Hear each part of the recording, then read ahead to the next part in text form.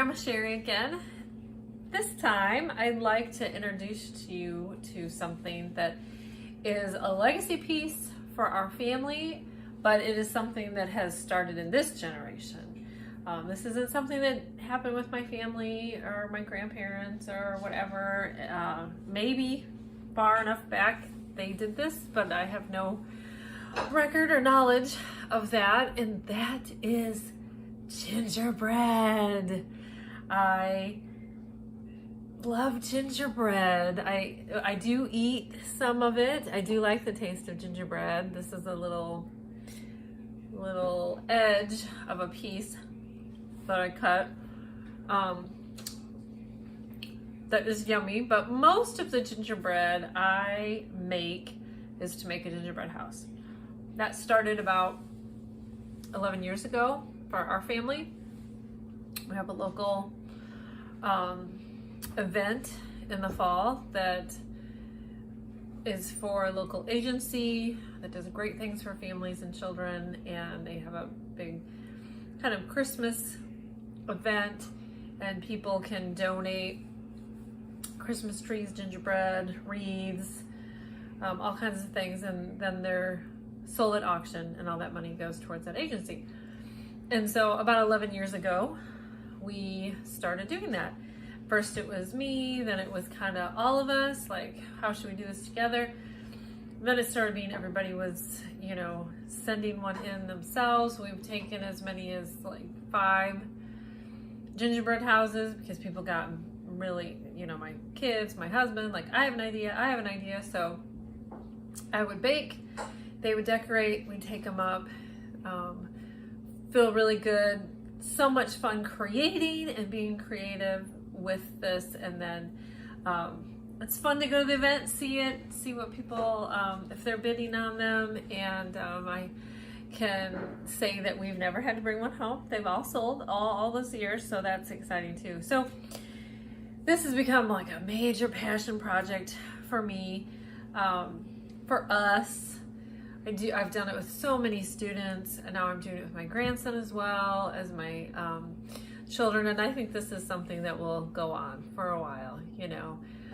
I think my kids at some point, with or without me, will say, hey, we want to do this too. And I will tell you, it really started just with buying some kits and having fun when they were really little, and I was not baking the gingerbread. That was far too much for me to handle, because I had little kids, and it was, it was just too much.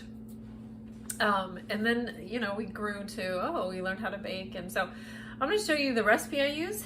And Emma and I think you've seen her already by now.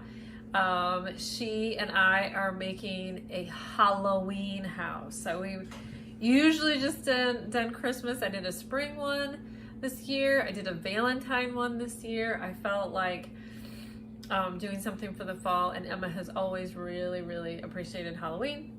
And so we've decided to make kind of a spooky house, which, there's so many fun stories that can come out of a spooky house. So, and we're both storytellers. So we are going to storytell with gingerbread and video and give you something really cool this Halloween.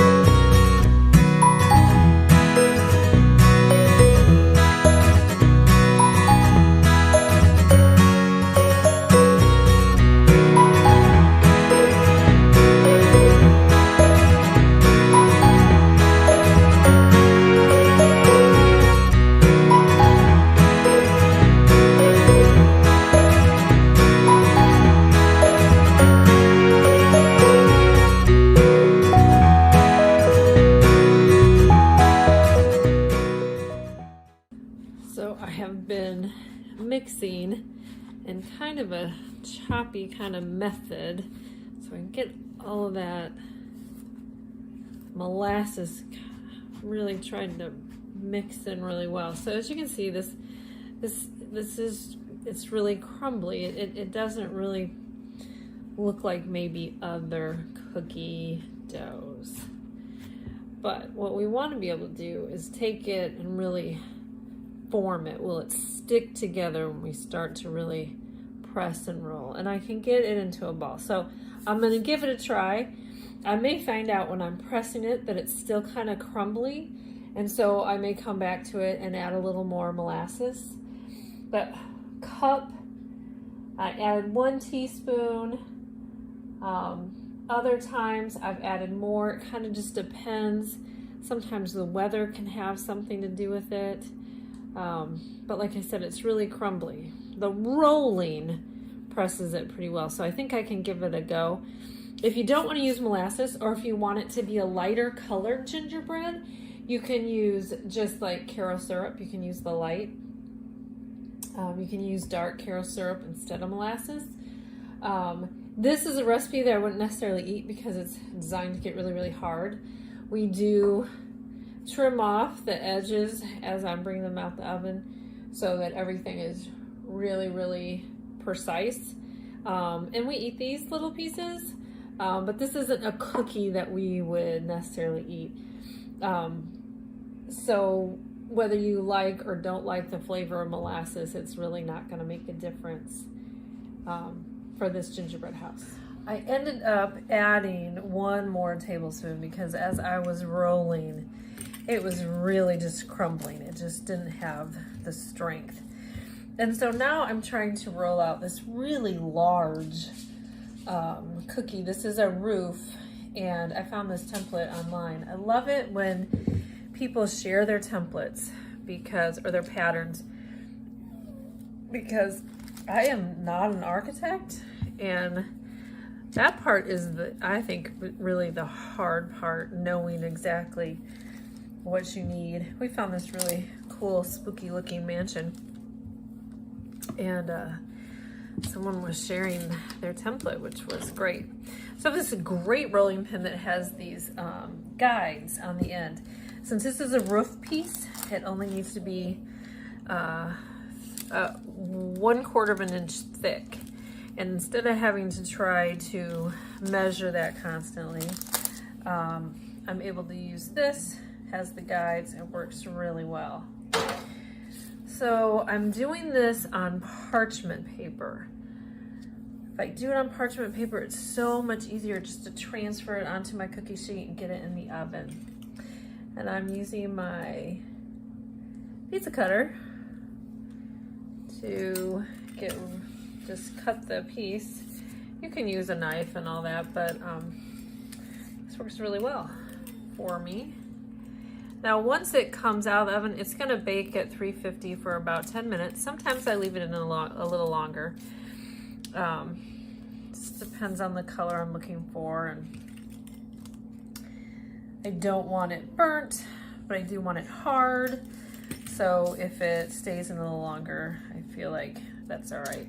You can see how some of this is still kind of a bit crumbly, but the pressing that happened as I was rolling it out really, really helped. But it's a different kind of dough for all you bakers out there that have done lots of different cookies. And you know, the first time I did it, I kind of expected it to be like sugar cookies. You just roll it out and you cut it out, and it's just not like that. It's just very different. So then I'll just cut that little trim off. I just need to get this little piece off. I don't need quite that much paper in the oven. And all I have to do is move it to the cookie sheet. Super simple. I have 1 more of those to cut, and then I have yet another wall piece to cut, which will need to be a little thicker. Wall pieces, anything that's holding, you know, that's vertical and not above. I do 3/8 of an inch, and so I've got this different guide. So I'll switch that when I'm trying to finish that last piece. It just came out of the oven, and I always lay my piece back on, and you can see this is a cookie cookies expand. You can see that's gotten a little bigger here.